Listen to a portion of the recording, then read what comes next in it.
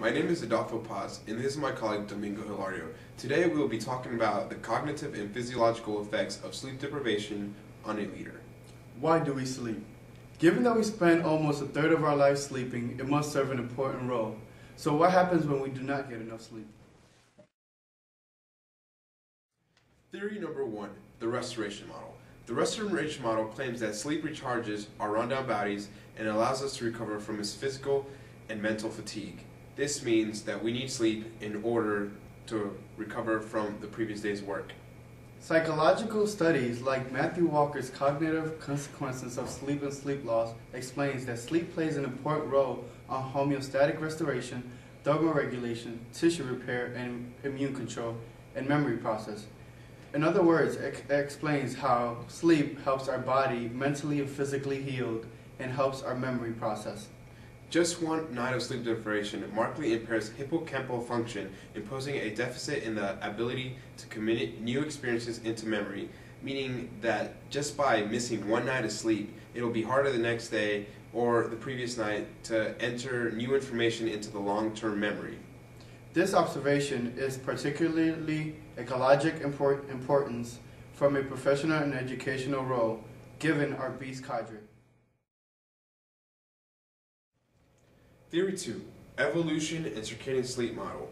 The evolution and circadian sleep model emphasizes that sleep's main purpose is to increase a species' change of survival in relation to its environmental demands. Sleep evolved for saving energy and protection. It is a cyclic behavior that results from an internal timing mechanism that cannot be avoided.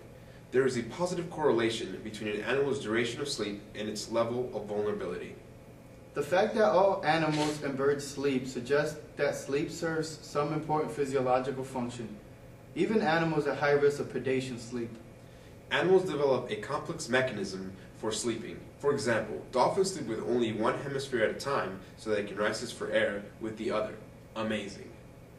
The time spent sleeping among species suggests that although sleep may be essential for life and survival, it's not necessarily needed in large quantities. For example, a soldier in garrison and a soldier on deployment may have two different amounts of sleep at a night, but both can function to a standard. Just like our beast cadre while they were at beast or while they're in their academic year. Theory 3, memory consolidation. Memory consolidation is a gradual process by which the brain transfers information into long-term memory. Villiger's study proved that sleep supports memory consolidation in many tasks, including learning of perceptual skills. Explicit, conscious types of memory have been demonstrated to benefit from slow wave sleep. Implicit, unconscious types of memories have demonstrated to benefit from REM sleep. As a result of Virgil's study, it has been found that late night sleep appears to be more important in changes of behavior, both for stimuli identification, which tended to improve across late night sleep, and for priming, which the increase of errors induced by mass stimuli has a correlation with the duration of REM sleep.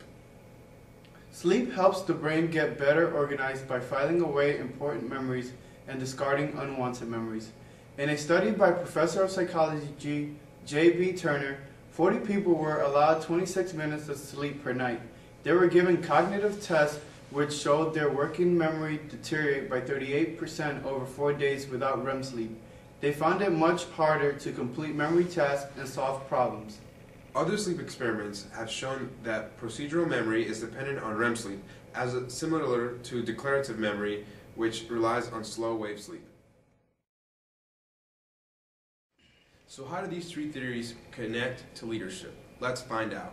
Theory 1, the restoration model. In order for a leader and his soldiers to perform the next day's task adequately, they must have enough time to sleep in order to rejuvenate their bodies and minds in order to perform the next day's task. Theory number 2, the evolution circadian sleep model. It's all about survival.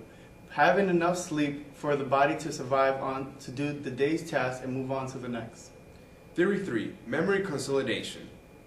In order for someone to input new data into their memory bank, they must have adequate amount of sleep in order to perform this task. And this all connects to our situation with this past summer in Beast, where our squad leaders platoon sergeants, and all the upperclassmen had to have us have enough sleep and themselves be enough well slept in order to have their minds and bodies well kept, in order to deal with our problems and deal with their own, in order to survive the day's tasks and learn new things to pass down to us and to learn about their own leadership. Huzzah! That's staying in there.